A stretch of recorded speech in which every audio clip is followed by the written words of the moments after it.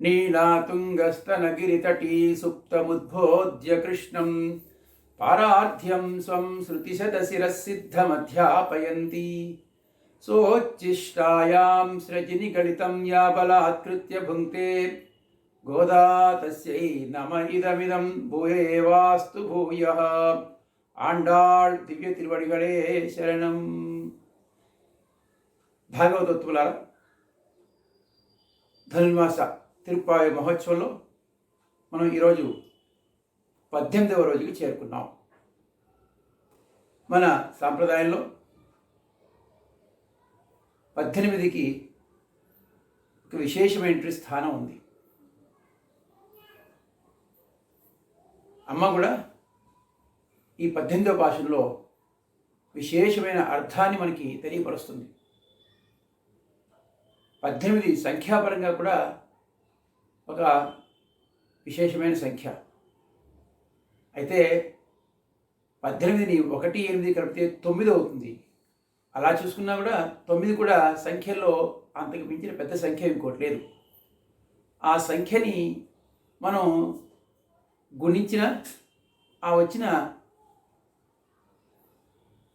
సమాధానం ఏదవుతుందో దాన్ని మళ్ళీ కలిపితే 9 మళ్ళీ అవుతుంది. ఉదాహరణకి 9 1 9, 9 2 18, ఆ 18ని 1 8 9, 9 3 27, 2 7 9 ఇలాగా 9 చేత గుణించగా వచ్చినటువంటి ఆ సంఖ్యని మళ్ళీ కలిపితే అది 9 అవుతుంది. ఈ విధంగా 9కి విశేషమైన ప్రాధాన్యం ఉంది. అలాగే కాకుండా 18లో కూడా మనం చూస్తే భూమిరాపో నలో వాయు ఖమ్మనో బుద్ధిరేవ చ అహంకార ఇదీయం మే భిన్నా ప్రకృతిరష్టదా అని కృష్ణ పరమాత్మే చెప్పాడు. ఏమిటి అంటే పంచభూతములు భూమి, ఆపహ, వాయు, అనిల, ఖం అంటే పృథివీ, తేజో, వాయు, ఆకాశములు అనేటువంటివి పంచభూతములు. అలాగే మనస్సు, బుద్ధి, అహంకారం, ఇవి 3 మొత్తం 8 కూడా. ఈ 8 ప్రకృతి, ఈ యొక్క ఈ ప్రకృతి ఏదైతే ఉందో ఇది 8 విధాలుగా ఉన్నది అని పరమాత్మ చెప్పాడు. అయితే ఈ ప్రకృతి అనేటువంటిది సంసారానికి సంబంధించినటువంటి ప్రకృతి ఏదైతే ఉందో ఇది పరమాత్మతో చేరి ఉంటేనే దీనికి విలువ ఉంటుంది, గొప్పదనం ఉంది. పరమాత్మ నుంచి వేరుగా ఉంటే ఈ ప్రకృతికి ఏమీ లేదు, వేరే గొప్పతనం లేదు, వేరుదనం లేదు. అంటే ఏమిటి అక్కడ అర్థం? మనం ఈ ప్రకృతిలో ఉన్నాం అంటే ఈ ప్రకృతి 8 అనేటువంటి సంఖ్య ఏదో పరమాత్మ పరమపురుషుడైనటువంటి ఆ 1 అనే సంఖ్య పక్కన చేరినట్టయితే 18 అవుతుంది. అప్పుడు ఈ ప్రకృతికి ఒక ఉనికి ఉంటుంది.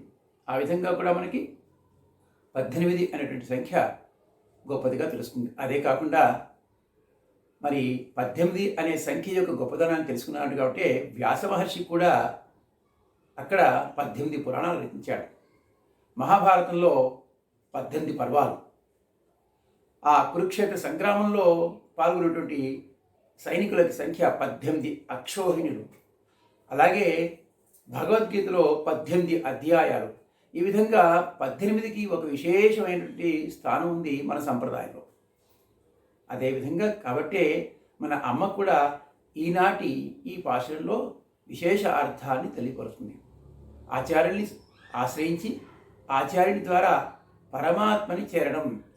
అయితే అందులో కూడా ఒట్టి పరమాత్మని కాకుండా శ్రీతో కూడుకున్నటువంటి ఉట్టి నారాయణుడు కాదు అక్కడ మనకి, శ్రీమన్నారాయణ్ణి మనం ఎప్పుడు కూడా ఆశ్రయించవలే అనేటువంటి అర్థాన్ని ఈరోజు మనకి చెబుతుందన్నమాట ఈ పాశురంలో. ఆ పాశురార్థాన్ని మనం తెలుసుకోబోతున్నాం. ముందుగా మనం పాశురాన్ని ఒకసారి అనుసంధానం చేసుకుని తర్వాత అర్థ విశేషాలు తెలుసుకుందాం. உந்து மதுகளித்தன் ஓடாத தோல்வழியன் நந்தகோபாலன் மருமகளே நப்பின்னாய் கந்தம் கமஷம் குயலி கடை தெருவாய் வந்து எங்கும் கோயினை தினகான் மாதவி பந்தல் மேல் பலகால் குயிலங்கள் கூவினகான் பந்தார் விரல் உண்மை துணன் பேர் பாடா செந்தாமரை கையால் சீரார் பணியெழுப்பா வந்து திருவாய் மகிழ்ந்தேலோ ரெம்பாவாய் ఆండాళ్ దివ్య తిరువడిగళే శరణం. నిన్నటి రోజున ఈ గోపికలంతా కూడా ఆచార్యుడైనటువంటి నందగోపుణ్ణి ఆశ్రయించి అతన్ని మేల్కొల్పి ఆ తర్వాత ఆచార్యుని యొక్క అధీనంలో ఉండేటువంటి మంత్రస్వరూపిణి అయినటువంటి యశోదముని మేల్కొల్పి అలాగే మంత్రార్థ స్వరూపమైనటువంటి కృష్ణ పరమాత్మని మేల్కొల్పారు. అయితే కృష్ణ పరమాత్మ మేల్కొల్కపోయేటప్పటికీ ఆ శేషత్వ ప్రతీక అయినటువంటి బలరామస్వామిని కూడా వీరు మేల్కొల్పారు. అయితే నిన్నటి రోజున బలరామస్వామి చెప్పారన్నమాట, గోపికలారా, కృష్ణ పరమాత్మ ఇక్కడ లేడరా, కృష్ణ పరమాత్మ నీలాదేవి యొక్క మందిరంలో వేయించేసి ఉన్నారంట. కాబట్టి మీరు నీలాదేవి మందిరానికి వేయించేసి కృష్ణ పరమాత్మని మేల్కొల్పవలసింది అని ఆయన సూచిస్తే వీళ్ళంతా అక్కడికి వెళుతున్నామట. ఎవరి నీలాదేవి అంటే మనం నప్పిన్నా పెరాట్టి అంటాం.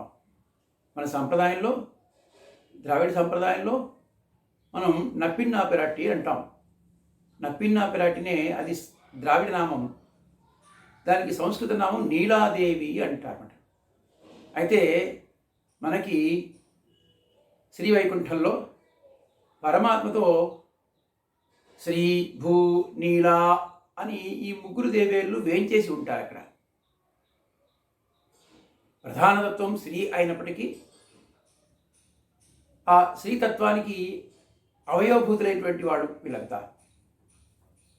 అలాగా అదే పరమాత్మ వ్యూహతత్వానికి వచ్చేటప్పటికీ శ్రీ భూదేవులతోనే ఉంటాడు. అదే రామావతారంలో శ్రీ యొక్క లక్ష్మీ స్వరూపాలైనటువంటి సీతమ్మ వారు ఇక్కడ పట్టమహిషిగా ఉంటున్నారు. వరాహ అవతారంలో భూదేవి పట్టమహిషి. అలాగే కృష్ణ అవతారంలోకి వచ్చేటప్పటికి మన సాంప్రదాయంలో నీలాదేవి పట్టమహిషి ఇక్కడ. ఎందుకంటే సమాన వంశజులమే ఈమె, సమాన వంశ సంభూత ఈమె. కాబట్టి నీలాదేవిని ఇక్కడ పట్టమహిషిగా ఈనాటి భాషలలో గోదమ్మ కూడా ప్రార్థిస్తుంది. గోపికలంతా కూడా మేల్కొల్పుతున్నారు. అందుకనే దానికి ప్రతిగా రోజు మనం తిరుప్పావై దివ్య ప్రబంధాన్ని అనుసంధానం చేసుకునే ముందు నీలా తుంగస్తనగిరితటీ సుప్తం ఉద్బోధ్య కృష్ణం అని మనకి అమ్మ మరి ఈ శ్లోకంలో అమ్మ ప్రార్థిస్తుందన్నమాట. ఏమిటిని?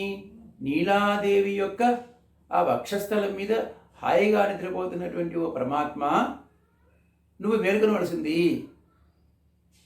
పారార్థ్యం స్వం శృతిశతశిరసిద్ధం అధ్యాపయంతి. గోదమ్మ అలాగా అంటే కృష్ణ పరమాత్మ ఏం చేశాడు? తదేకంగా ప్రయత్నించి విసిగిపోయి పాపం ఆ విధంగా ఆ యొక్క నీలాదేవి యొక్క వక్షస్థలం మీద హాయిగా పడుకుని సేద తీరుతున్నాడు. అయితే గోదమ్మ అలా కాదయ్యా, నువ్వెవరు? పరతంత్రుడి, భక్త పరాధీనుడివి. ఆ పారతంత్యం ఏదైతే ఉందో, నీకు వచ్చిన పారతంత్యం ఏదైతే ఉందో, నువ్వు అలా స్వతంత్రంగా పడుకోవడం లేదయ్యా. అది శృతి శతశిరసిద్ధం అధ్యాపయంతి. అది వేదములు కూడా అదే నిరూపించాయి. అది శృతి శతశిరసిద్ధం, వేద ప్రతిపాద్యమైనటువంటిది పారతంత్యం అనేటువంటిది. కాబట్టి నువ్వు మేల్కొని వీళ్ళందరినీ కటాక్షించవలసింది అని మనం రోజు ఆ ప్రార్థనా శ్లోకంగా చదువుతామే. అందులో కూడా నీలాదేవి గురించే ప్రస్తావన. ఆ విధంగా మరి నీలాదేవి యొక్క ప్రార్థన మరి ఈనాటి భాషలో. నీలా ఎవరు అంటే మనకి పురుషకార భూతురాలు. మనకి అమ్మని మేల్కొల్పడం ఏంటంటే మనం చెప్పుకున్నాం ఇంతకుముందు, కేవలం నారాయణుడి, ఒట్టి నారాయణ మనం ఎప్పుడు కూడా మరి ఆలోచన ప్రార్థించము. శ్రీమన్నారాయణని, శ్రీతో కూడుకున్నటువంటి నారాయణనే మనం ఎప్పుడు కూడా కొలవడం అని మన సంప్రదాయం. ఆ విధంగా ఈనాటి భాషల్లో ముందుగా ఆ నీలాదేవిని వీళ్ళంతా కూడా మేల్కొల్పుతున్నారు. ఆ మొదటి వాక్యం ఏదైతే ఉందో అది ఉందు మదగళిత్తన్ ఓడాద తోళ్వలియన్ నందగోపాలన్ మరుమగళే నప్పిన్నాయ్. నందగోపాలన్ మరుమగళే నప్పిన్నాయ్ అంటున్నాయి ఇక్కడ. నందగోపాలుని యొక్క కోడలా అంటున్నారు. మేము ఎవరు? నప్పిన నందగోపాలుని యొక్క కోడలు. నందగోపుడు అంటే ఆచార్యుడు అంటున్నాం. మరి ఈ గోపికలకి నందగోప సంబంధం అటు ముందుగా నందగోపన్ కుమరన్ అని కృష్ణ పరమాత్మని నందగోపుని యొక్క కుమారుడిగా నందగోపుని యొక్క ఆచార్యుని సంబంధంతో చెప్తుంది. నందగోపన్ భవనం, నందగోప భవనానికి వెళ్ళారు. ఆ భవనానికి కూడా నాయక నందగోపురుడు అని కోయలు, ఆ భవనం కూడా నందగోప భవనం అనే. అలాగే ఈరోజు కూడా అక్కడ మా మరుమగలే నప్పిన్నా అంటున్నారు. నందగోపుని యొక్క కోడల నప్పెన్నా పిరాటి మేల్కొనవలసింది అని చెప్తున్నారు ఇక్కడ. అయితే ఈ యొక్క నందగోపుని ఆచార్య వైభవం ఇక్కడ కూడా చెప్పబడుతుంది. ఎటువంటి వాడు ఈ ఆచార్యుడు నందగోపుడు అంటే ఉందు మదగళిత్తన్ ఓడాద తోల్వళియన్, రెండు విశేషణాలు చెప్తున్నారు. ఉందు మదగళిత్తన్, మదము స్రవించేటువంటి గొప్ప ఏనుగులు గలవాడు, లేదంటే ఏనుగు వంటి బలం కలిగినటువంటి వాడు, ఏనుగుల్ని అనగలిగినటువంటి వాడు అని అర్థం ఒకటి. ఓడాద తోల్వలియన్, మంచి పరాక్రమం కలిగినటువంటి వారు అని రెండు. ఆచార్యుని యొక్క ఆ రెండు విశేషణాలు చెప్పి అటువంటి నందగోపుని యొక్క కోడలా అంటున్నారు. అంటే ఇక్కడ నందగోపుని కోడ ఎలాగవుతుందండి అంటే మనం చెప్పుకున్నాం కదా, సమాన వంశజా అని. ఎవరి అంటే ఈ యొక్క నప్పిన పిరట్టి అంటే యశోదమ్మ యొక్క సోదరుడు అక్కడ కుంభుడు అని ఉన్నారు. ఆ కుంభుని యొక్క ఈ కూతురు మాట కుంభుని యొక్క కుమార్తె కాబట్టి ఆ విధంగా అతనికి మేనగోడలు. అలాగా ఆ సంబంధంతో మరి ఈమెని పెళ్ళాడడానికి కృష్ణ పరమాత్మ ఏం చేశాడంటే అక్కడ ఒక స్వయంవరలాగా పెట్టారట. ఏమిటి అంటే ఒక 7 ఎద్దుల్ని ఎవరైతే కట్టి మంచి బాగా బలిష్టమైనటువంటి 7 ఎద్దుల్ని ఒకసారిగా కట్టి వాటిని ఆపగలిగినటువంటి ఆ మంచి బలిశాలైనటువంటి వాడికే ఇస్తానని కుంభుడు ఒక స్వయంవరంలాగా దాంట్లో ఒక పణం పోటీ పెట్టాడు. అలాగే వెళ్ళి చాలామంది వచ్చారు, వాటిని ఆపలేకపోయారు. అక్కడ కృష్ణ పరమాత్మ వెళ్ళి ఆ ఎద్దుల్ని కాస్త ఆపి వాటిని జయించి ఆమె పెళ్లి చేసుకున్నాడు. ఆ విధంగా ఆమె పణంలో అంటే వీర వనిత అని కూడా అటువంటి వీర పణంగా ఈయన ఆమెను పొందాడు. కాబట్టి ఆమె ఈ యొక్క నందునికి కోడలు అంటే. ఆ విధంగా నందగోపాలన్ మరుమగలే నప్పిన్నాయ్, ఎవరైనా నప్పిన్నా పిరాటి అంటారు. నప్పిన్నా పిరాటి అంటే మనం చెప్పుకున్న నీలాదేవి. ఆ తర్వాత కందం కమశం కుయలి కడై తిరువాయ్ అంటున్నారు. ఈమె మేల్కొలుపుతున్నారు అన్నమాట. ఏమిటంటే ఎలా ఉంది ఈమె అంటే గంధము అంటే పరిమళభరితమైనటువంటి పరిమళం అంతటా వ్యాపించి ఉండేటువంటి ఆ కేశ సౌందర్యం కలిగినటువంటి కుయలి అంటే కేశవుడు. ఆ కేశ సౌందర్యం ఆ పరిమళములు అంతా కూడా వ్యాపించి ఉండేటువంటి ఓ నప్పిన పిరాటి కడై తిరువాయ్, ఆ తలుపు తీయవలసింది, మమ్మల్ని అందరినీ మాకందరినీ కటాక్షించి మమ్మల్ని అందరినీ కూడా మరి ఆ మాకు కృష్ణ పరమాత్మ యొక్క దర్శనాన్ని మాకు కలిగించవలసింది అని కొడుతున్నారు. అయితే లోపటి నుంచి ఆమె అడిగిందంటే ఏమర్రా తెల్లవారిందా, తలుపు తీయమన్నారు బాగుంది, తెల్లవారిందా అంటే వింటున్నారన్నమాట. కోయడై తెలగాన్ అంటున్నారు ఇక్కడ. వందెంగం కోయడై తెలగాన్ అంటే కోళ్ళు కూస్తున్నాయమ్మా. కోళ్ళు కూస్తున్నాయా, కోళ్ళు కూస్తే అది కొన్ని కోళ్ళు ఉంటాయంటే జాము కోళ్ళు అని చెప్తారు. ప్రతి జాముకి ఒక కోడి కోస్తుందన్నమాట. ఇక్కడ ఒక కోడి కూస్తే ఈ కోడి యొక్క కోత విని ఇంకో కోడి ఇంకో దగ్గరికి వస్తుంది. అలాగా అది ఏమో మరి అది జాము కోడి ఏమన్నారా, మీరైతే ఏదో అలా వచ్చేసారు కానీ తెల్లవారిందా అన్నట్టుగా వీళ్ళు ఆమె చెప్పినట్టుగా భావించుకుని అలా కదా వందు ఎంగం అంతటా కోళ్ళు కూస్తున్నాయమ్మా, అది కూడా మీ ఇంటి ముందుకు వచ్చి అన్ని కోళ్ళు వచ్చి కూస్తున్నాయి, అంతటా కోళ్ళు కూస్తున్నాయి అని కాబట్టి మేల్కొనవలసింది అన్నారు. ఇంకొక ప్రావాతిక లక్షణం కూడా చెప్తున్నారు ఇక్కడ. కుయినంగల్ కోవినగాన్ మాధవి పందల్ మేల్ పలగాల్ కుయినంగల్ కోవినగాన్. అదే కాదమ్మా, నీ పెరటి తోటలో ఉండేటువంటి మాధవీలత పాకిపోయినటువంటి ఆ పందిరి మీద అనేకమైనటువంటి కోయిలంతా కూడా వచ్చి కుయిల్ అంటే కోయిలన్నీ కూడా వచ్చి కూస్తున్నాయమ్మా.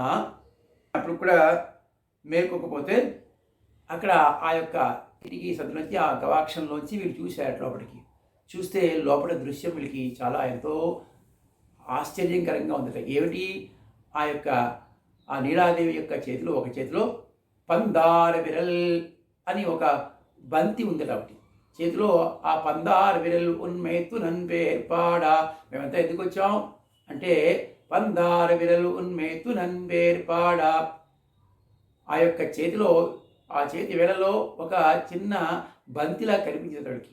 ఒక చేతిలో బంతి, ఇంకొక చేతితోటి తన యొక్క ఆ స్వామిని కృష్ణ పరమాత్మని పట్టుకుని అలాగా పడుకున్నట్టుగా ఉంది అన్నమాట. అంటే ఏమిటి అంటే రాత్రి అంతా కూడా వీళ్ళు తదేకంగా అక్కడ బంతాట ఆడుకున్నారన్నమాట విలాసంగా. అలా పడుకున్నటువంటి అమ్మని వీళ్ళు చూశారు. పందార్ విరల్ ఉన్మైతునన్ పేర్పాడా, మేము ఎందుకు వచ్చాము ఇక్కడికి? మేము బయట మీ బావ, మీ మేనబావ, మీ స్వామి, ఆ స్వామి యొక్క కృష్ణ పరమాత్మ యొక్క పేరు పాడుతుంటే మేము ఇక్కడ పందార్ విరల్ ఉన్మైతునన్ పేర్పాడా, అయితే సరే రండిరా, రా తోసుకుని రండి, తలుపు తీసుకురండి రా అన్నట్టుగా అమ్మ లోపల చెప్పింది. వాడు చెప్తే వీళ్ళు అలా కాదమ్మా, మేముగా తలుపు తీసుకుని రాము, செந்தாமரை கையால் சீரார் வளையொழிப்பா, సీరార్ వளைయొలిప్పా అన్నాడు. సెందామరై మేము తీసుకురామా, నువ్వే ఆ తలుపులు నీ తీయాలి. ఎలాగా అంటే ఆమె కాస్త గాజులు పైకి సర్దుకుని శబ్దం రాకుండా వచ్చి తలుపు తీద్దాం అనుకుంది. అంటే అలా కాదమ్మా, నువ్వు ఎలా రావాలి, ఆ గాజుల సవ్వడి మాకు వినిపెట్టేట్టుగా మేము ఇటువైపు నుంచి ఆ తలుపుని పట్టుకుంటే నువ్వు అటువైపు నుంచి ఆ తలుపుని కాస్త తీయాలి. అంటే ఆ స్పర్శ, మా స్పర్శ ఇటు నుంచి అటువంటి నీ స్పర్శ కూడా కలగాలి. అలాగే తలుపు తీస్తూ ఉంటే ఆ మంగళకరమైనటువంటి ఆ గాజుల సవ్వడి ఏదైతుందో ఆ గాజుల సవ్వడి మంగళప్రదమైనటువంటిది, అది మా చెవుల్లో పడుతుంటే మేము ఆనందిస్తూ ఉండాలి. అటువంటి వాళ్ళు వింటుంటే పందార్ విరల్ ఉన్మైతునన్ పేర్పాడా செந்தாமரை கையால் சீரார் வளையொழிப்பா వందు తిరువాయ్ మహింద్ రా వచ్చి తెలవలసింది. అంటే ఆమె ఉండరా వస్తాను అని కొంచెం విసుకున్నట్టుగా. అంటే అలా కాదమ్మా, మహిళింద్ అంటే చాలా ఆనందంతో సంతోషంగా వచ్చి తీయాలమ్మా అని ఈనాటి భాషలో వీళ్ళు గోపికలంతా కూడా ఆ నప్పినాపిరాటిని ఆ సన్నిధి దగ్గరికి వెళ్ళి తలుపు తీసి మేము మా అందరికీ కూడా కృష్ణ పరమాత్మ యొక్క దర్శనాన్ని, మీ ఇద్దరి దర్శనం మాకు కలిగించవలసింది అని ప్రార్థిస్తున్నారన్నమాట. గోపికలు ముందుగా ఉందు మదగళిత్తన్ ఓడాద తోల్వళియన్ అని ఆ ఆచార్యుడికి ఉండేటువంటి విశేషణాలుగా 2 పదాలను ఉపయోగించారు. నందుడికి ఉండేటువంటి 2 పదాలుగా. అంటే ఏమిటి ఇక్కడ నందుడికి మరి ఏనుగులు ఉన్నాయా?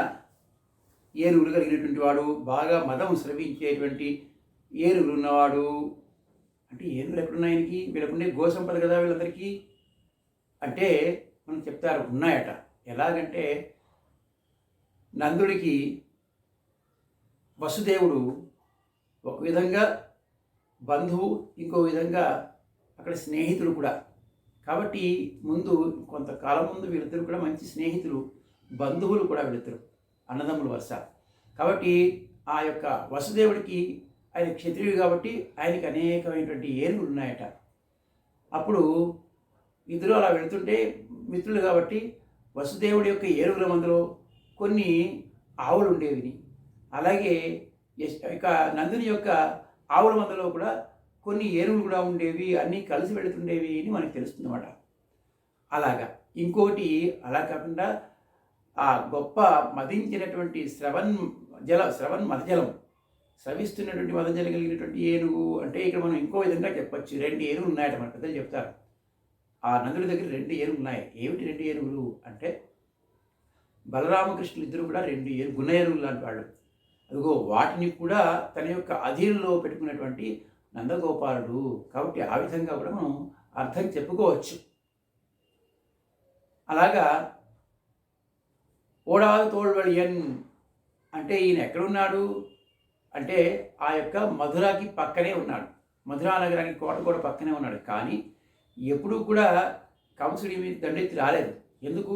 ఈయన యొక్క బలం అంత గొప్పటువంటి బలం కలిగి, శత్రువుల యొక్క బలాన్ని అణిచివేసేటువంటి అంత గొప్ప బలం కలిగినటువంటి వాడు ఈ నందుడు అని ఆ విధంగా. ఆచార్యపరంగా కూడా ఈ 2 కూడా మనకి నందుడికి ఆచార్యపరంగా కూడా పోతాయి. ఎలాగంటే ఆచార్యుడు మంచి బలవంతుడు. ఎటువంటి బలవంతుడు అంటే ఆ యొక్క ఎవరైతే పరమాత్మని కానీ పరతత్వాన్ని కానీ లేదు, లేకపోతే దీనికి వ్యతిరేకంగా ఉండే వాళ్ళు ఎవరైతే విరోధులైనటువంటి వాళ్ళు ఎవరైతే ఉంటారో వాళ్ళందరినీ కూడా అణగదొక్కేటువంటి మంచి బలం ఉన్నటువంటి వాడు, మంచి శౌర్యం పరాక్రమం కలిగినటువంటి ఆచార్యుడు ఇక్కడ. కాబట్టి అలాగూ కూడా అదే కాకుండా మనం చెప్పుకున్నాం, ఇంత కృష్ణ పరమాత్మని ఇదంతా కూడా తన యొక్క అధీనంలో పెట్టుకోగలిగిన ఆచార్యుడు కూడా పరమాత్మని తన యొక్క అధీనంలో ఉంచుకుంటాడు. ఉంచుకొని ఎవరికి కావాలంటే వాళ్ళకి ఆ దర్శనం ఇప్పిస్తుంటాడు, వాళ్ళని పొందింపజేస్తూ ఉంటాడు. కాబట్టి ఈ విధంగా రెండు ఆచార్యపరంగాను అలాగే నందుడికి కూడా అక్కడ అన్వయిస్తాయి. తర్వాత ఇంకా ఆ నప్పినాపిరాటికి ప్రాభాతిక లక్షణాలుగా మేలుకొలుపుతూ ఒక రెండు విశేషణాలు ఇక్కడ రెండు ఉదాహరణలు చూపిస్తారు. ఒకటి ఏంటంటే వందయంగం కోయనెత్తనగాన్ కోళ్ళు కూస్తున్నాయమ్మా అంటారు. ఇంకొకటి మాధవి పందల్ మేల్ పలకాల్ కుయిలినంగల్ కోవినగాన్ అంటున్నారు. కుయిలినంగల్ అంటే కోకిళ్ళు కూస్తున్నాయి, కోళ్ళు అరుస్తున్నాయి అక్కడ అని చెప్తున్నారు. ఇక్కడ మనకి మన సాంప్రదాయపరంగా చూస్తే కోడి మామూలుగా సాంప్రదాయం కాకుండా కోడి ఏం చేస్తుంది, పొద్దున్నే ప్రభాతంలో తను మేల్కొని అందరినీ మేల్కొల్పుతుంది. అది చేసేటువంటి ఉపకారం. మనం మేల్కొని ముందుగా ప్రభాత సమయంలోనే మేల్కొని అందరినీ కూడా అయ్యా మీరంతా కూడా తెల్లవారింది కాబట్టి మేల్కొనవలసింది అని మనల్ని మేల్కొల్పుతాయి. అవి గృహపక్షులు అంట. అవి ఆ గృహపక్షులు ఏం చేస్తుంటాయి? గృహపక్షులు అంటే గృహస్థులు అని అర్థం. అలాగే మనం పక్షులు అంటే జ్ఞానులు అనుకున్నాం. వీరు కూడా గృహస్థులైనటువంటి వాళ్ళంతా కూడా ఏం చేస్తుంటారు, ఎలాగైతే ప్రభాత సమయంలోనే కోడిలు వచ్చి ఏ విధంగా అయితే అందరినీ మేల్కొల్పుతుందో అలాగే గృహస్థులైనటువంటి జ్ఞానులైనటువంటి వాళ్ళంతా కూడా అది మన పూర్వాచార్యులు చెప్తారు. మనకి సాంప్రదాయంలో పూర్వాచార్యులు కోళ్ళుగా ఉంటారు. ఎందుకంటే వాళ్ళు కూడా గృహస్థులై ఉండి తదేకమైనటువంటి గ్రంథాలని వాటిని అనుసంధానం చేసుకుంటూ మనందరికీ ప్రబోధం కల్పిస్తున్నాయన్నమాట.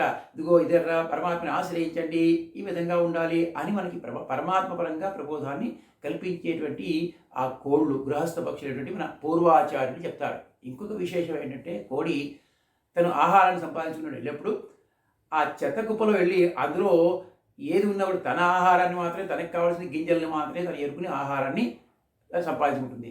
అక్కడ ఎంత విలువైనది ఏ వస్తువు ఉన్నా కూడా దాన్ని కాళ్ళతో పక్కకు తోసిపడేస్తుంది. అంటే ఏంటి? వ్యామోహం ఉండదు దానికి. మన పూర్వాచార్యులు కూడా అలాగే ప్రాపంచికమైనటువంటి లౌకికమైనటువంటి విషయాల మీద ఎక్కువగా వ్యామోహం కలిగిన వారే, కేవలం పరమాత్మ ఎందే తదేకంగా మరి వ్యామోహం కలిగినటువంటి వారై ఆ యొక్క పరమాత్మ అనుగ్రహాన్ని పొందినటువంటి వాళ్ళు మన పూర్వాచార్యులు. ఈ విధంగా ఇక్కడ కోళ్ళు అంటే పూర్వాచార్యుల్ని ఇక్కడ ఆ గోపికలంతా కూడా అమ్మ గోదమ్మ కూడా మనకి సూచిస్తుంది.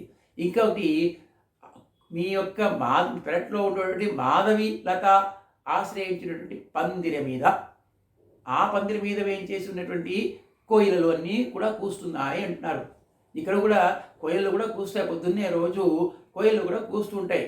మన నప్పెన్న పిరాటి కూడా అట్లా వెళ్తుంటే రోజు చూస్తూనే వచ్చేసేటప్పటికి ఆ పిరాటిని చూసి ఇవన్నీ కూడా కూస్తూ ఉండేవట.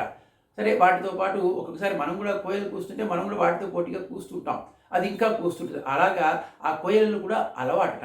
కాబట్టి ఎప్పుడైతే ఆ కోయలు కూడా కూస్తున్నాయి, ఇంకా అక్కడ అమ్మ పిరాటి అక్కడేమో మేల్కొల్కపోతే అవి తదేకంగా కూస్తున్నాయి అని చెప్తున్నారు. మనకి సాంప్రదాయపరంగా చూస్తే కోయిలలు అంటే ఎవరు అంటే మనకి ఆళ్ళవాళ్ళు కోయిలు అంటారు. కోయిలు ఏం చేస్తుంది? ఆ వగరుగా ఉండేటువంటి ఆ యొక్క చిగుళ్ళు తిని, వగరు చిగుళ్ళు అని వగరుగా, ఇది గృహపక్షి కాదు కేవలం, అవి కోళ్ళు గృహపక్షులు. ఇది వగరుగా ఉండేటువంటి ఆ చిగుళ్ళు తిని మధురమైనటువంటి ఆ విధంగా ఆ కోయిల్ని కూతలు కూస్తుంటాయి. అదే కాకుండా ఇంకొకటి అంటే కోయిల్ని పరభృత్ అంటారు. పరభృత్ అంటే పర అంటే పరుల మీద, భృత్ వాళ్ళ మీద ఆశ్రయిస్తుందంట. ఎట్లాగా అంటే కోయిలకి ఎక్కడా కూడా గూడు ఉండదు. అదేం చేస్తుంది? కాకి గూళ్ళలోనే తన గుడ్లు పెట్టేస్తుంది. కాకి ఆ గుడ్లని తన గుడ్లు ఏరుకుని పొదిగి పెద్ద చేస్తుంది. అవి ఎప్పుడు దాకా అయితే రెక్కలు వచ్చి అరుస్తాయో అప్పుడు దాకా తన పిల్లలే అనుకుని ఆ విధంగా పెంచి ఎప్పుడైతే అవి అరుస్తాయో అప్పుడు అక్కడి నుంచి తోసేస్తుంది. అంటే తమ జీవితానికి తాము పెద్దవడానికి తమ యొక్క దాన్ని నిర్వహించుకోవడానికి కూడా అవి పరుల మీద ఆధారపడి ఉండేవి ఒక అర్థం. ఇంకొకటి ఏంటంటే ఇక్కడ ఏమిటి? మాధవి పందల్ మేల్ అంటున్నారు. మాధవి పందల్ అంటే మాధవి ఒక లతకి ఆశ్రయించడానికి ఒక పందిరి కావాలి. పందిరి లేకపోతే పైకి ఆ లత పైకి వెళ్ళలేదు. ఇక్కడ మాధవి పందలి అంటే మాధవి అంటే మా అంటే లక్ష్మీదేవి. లక్ష్మీదేవి ఆ పరమాత్మని ఆశ్రయించే ఉంటుంది ఎప్పటికీ కూడా. అదిగో అది పందిరి. పరమాత్మ అనే పందిరి మీద లక్ష్మీదేవి కూడా వేయించేసి ఉంటుంది అక్కడ. శ్రీరంగహర్మ్యతల మంగళ దీపరేఖాం శ్రీరంగరాజ మహిషీం శ్రీయమాశ్రయామా అని భట్టరవారు చెప్తారు అక్కడ. ఆ విధంగా ఏమిటి పందిరి అంటే అది పరమాత్మ అనే పందిరి మీద మాధవి అంటే మన అమ్మవారు లక్ష్మీ అమ్మవారు కూడా అలాగా లక్ష్మీ అమ్మవారు దాని మీదే ఆ విధంగా ఆధారపడి ఉన్నటువంటి అక్కడ దాని మీద వేయించేసి ఉన్నటువంటి కోయిలలు అంటే ఏమిటి? ఈ ఆళ్ళవార్లు. ఆళ్వార్లకి ఏమిటి అంటే వారు పరభృతులే. అంటే వాళ్ళు స్వయంగా జ్ఞానాన్ని సంపాదించుకున్నటువంటి వాళ్ళు కాదు. భగవద్దత్తమైన జ్ఞానంతో వాళ్ళంతా కూడా తదేకంగా భగవద్గుణానుభవం చేసినటువంటి వాళ్ళు మన ఆళ్వార్లంతా కూడా. ఎలాగైతే కొయ్యల పరభృత్ అవుతుందో అలాగే వీళ్ళు కూడా పరభృతులు. అంటే పరమాత్మ యొక్క ఆ పరమాత్మ యొక్క జ్ఞానం అని పరమాత్మ యొక్క జ్ఞానం అంటే ఆ పరమాత్మ స్వయంగా జ్ఞానం పొందినటువంటి పరమాత్మతో పొందినటువంటి వాళ్ళంతా కూడా ఆ యొక్క కోయిలలు వాళ్ళంతా కూడా కూస్తున్నారమ్మా అని ఇక్కడ మనకి రెండు విధాలుగా, ఒకటి పూర్వాచార్యుల్ని స్మరించుకోవడం, ఇంకోటి ఆళ్వార్లు వీళ్ళంతా కూడా తదేకంగా పరమాత్మని ఆ విధంగా, అది కూడా ఎలాగా లక్ష్మీ విశిష్టుడైనటువంటి పరమాత్మని వాళ్ళంతా కూడా తదేకంగా మరి ఆ విధంగా ఆశ్రయించారు. వాళ్ళంతా కూడా మేలుకుంటున్నారు, వాళ్ళు కూడా ప్రార్థిస్తున్నారు అన్నట్టుగా కోయనై పందేంగం కోయనతగాన్ మాధవి పందే మేలు పలకాలు కోయిలవెంగల్ కోవినగాన్ అనడంలో స్వారస్యం మనకి. ఇక తర్వాత చూస్తే సరే అర్రా మీరు వచ్చి లోపలికి వచ్చేయండి తలుపు తీసుకుని అన్నప్పుడు అక్కడ మనకి ఈ భాషల్లో చాలా గొప్పైన ఇది ఉంది, చాలా విశేషమైన అర్థాన్ని మనకి అమ్మ అందించింది ఇందులో. అయితే అప్పుడు మేము రావమ్మా నువ్వే నీ చేతులతో తలుపులు తీయవలే అంటున్నారు. ఎలాగా అంటే చందామరై కెయ్యాల్ సీరార్ వళి వళిప్పా, ఎర్రని తామరల వల్లే ఉండేటువంటి చాలా సుకుమారమైనటువంటి అమ్మ యొక్క అందమైనటువంటి ఆ యొక్క చేతులు, ఆ చేతులతో చందామరై కెయ్యాల్, ఆమె అసలే ఎవరు అమ్మాయి అంటే లక్ష్మీ స్వరూపమే. లక్ష్మీ అమ్మవారు అంటే ఆ పుష్పపుత్రిక కదా, కాబట్టి చాలా సుకుమారంగా ఉంటుంది. ఆ యొక్క సుకుమారం ఏంటంటే ఎర్రదనం అంటే అనురాగం. మమ్మల్ని చూస్తే నీకు ఎంత ప్రేమ, కాబట్టి ఎరుపు ఎక్కిపోతాయి నీ చేతులు. అటువంటి చందామరై కెయ్యాల్, ఎర్రని తామరల వంటి ఆ యొక్క చేతులతో, అందమైనటువంటి చేతులతో చందామరై కెయ్యాల్ సీరారు వళి ఒళిప్ప, అంటే ఆ యొక్క గాజుల శబ్దం మనకి మామూలుగా మంగళకరం అంటారు, అమంగళాన్ని తొలగిపోతాయి, అలా తొలగిపోయేటట్టుగా వచ్చి నువ్వే తలుపు తీయవలసింది అని అన్నారన్నమాట. అంటే మేము తలుపు తీసుకోము అంటే ఏంటి, మనకి పురుషకారం అంటారు మనకి అమ్మ పురుషకారం లేకుండా మనం స్వామివారిని పరమాత్మని మనం చేరుకోలేము. కాబట్టి నువ్వు తీయాలి, మమ్మల్ని లోపలికి పంపించాలి, పరమాత్మని పొందించాలి అండంలో ఉద్దేశం ఏంటి, పురుషకారభూతురాలు అమ్మ.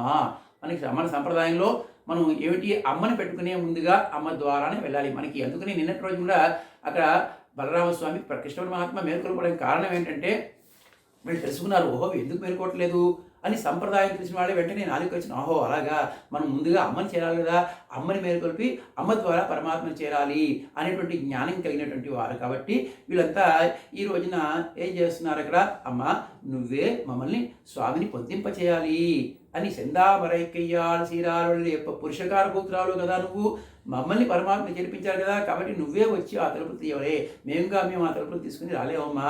నువ్వు అటు నుంచి ఈ తలుపుని స్పృశిస్తే, మేము ఇటు నుంచి స్పృశిస్తే ఆ మంగళకరమైనటువంటి ధనులు మా యొక్క ఆ చెవుల్లో పడితే మేమంతా తరించి హాయిగా ఎంతో ఆనందంతో పరమాత్మని ఆ విధంగా చేరుకోగలము అని చెబుతూ ఈ పదాన్ని ప్రయోగించడంలో ఈరోజు విశేషమైన భాషను ఎందుకుంటున్నామంటే, ఒకసారి రామానుజుల వారి తిరుప్పావైజీయర్ అని రామానుజుల వారి భగవద్ రామానుజుల వారికి పేరు. వారు ఎప్పుడూ కూడా తిరుప్పావై అనుసంధానం చేస్తూనే ఉంటుంటారు. వారు సరే ఒకసారి భిక్షాటన చేస్తున్నారు. వాళ్ళు భిక్షాటన చేస్తున్నప్పుడు అలా వెళుతూ విధంగా రోజు ఈ యొక్క తిరుప్పావై భాష అనుసంధానమే చేసుకుంటూ వెళ్తున్నారు. ఒకరోజు తమ ఆచార్యుల యొక్క ఇంటికి వెళ్ళారు. అక్కడికి వెళ్ళి భిక్షాటన చేస్తూ భిక్షకి ఈ భాషలను అనుసంధానం చేసుకుంటున్నారు వారు. సరే ఇంతలోకి అతులాయమ్మ అని వారి ఆచార్యుల వారి పుత్రిక, ఆమె కాస్త భిక్షని తీసుకొచ్చి ఇలా వెయ్యిపోయిందన్నమాట. అప్పుడు ఈ పదం వచ్చేటప్పటికి చందామరై కెయ్యాల్ సిరాళ యొక్క ఈ పదం యొక్క వాక్య యొక్క అర్థంని అనుసంధానం చేసుకున్నటువంటి స్వామికి, ఆ యొక్క భగవద్ రామానుజులకి సాక్షాత్తు నప్పిన్నా పేటే వచ్చి తనకి భిక్ష వేసినట్టుగా ఆ గాజుల సవడిని చూసుకుని ఆమె కూడా హాయిగా గాజుల సవడితో వచ్చి ఆ పళ్ళాన్ని తీసుకొస్తుంటే చెప్పుడు ఆ శబ్దాలు విని ఆయన సాక్షాత్తు నప్పిన పేరాటే వచ్చినట్టుగా భావించుకుని అక్కడే మూర్చిపోయాట.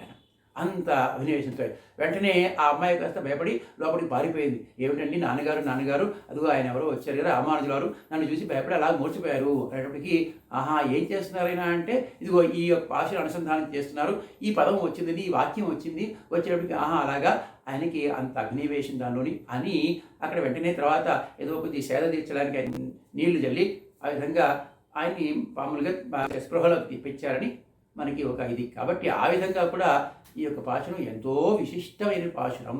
భగవద్ రామానుజుల వారికి కూడా అక్కడ నప్పిన్నాపిరాట్టే స్వయంగా వచ్చి తీసినట్టుగా ఆ విధంగా అనుకున్నారన్నమాట.